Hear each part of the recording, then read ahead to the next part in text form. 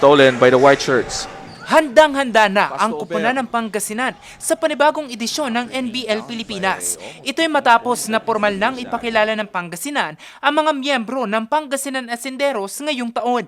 Ang mga manlalaro, pangungunahan ng direksyon ng kanilang head coach na si Christian J.T. Calagyo. Ayon kay Calagyo, 40% sa mga manlalaro ay galing na mula sa nakaraang season at 60% naman sa mga ito mga bago at bunga ng Intertown Basketball Competition noong nakaraang taon. Sa mensahe ni Pangasinan Governor Ramon Monmongico III, sinabi nitong ang pagkakaroon ng koponan mula Pangasinan ay simbolo ng patuloy na pagsuporta ng pamahalang panlalawigan sa sports development.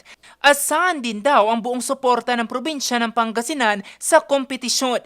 Sa June 14, magsisimula ang NBL Pilipinas. Jose Robert Inventor, RNG News.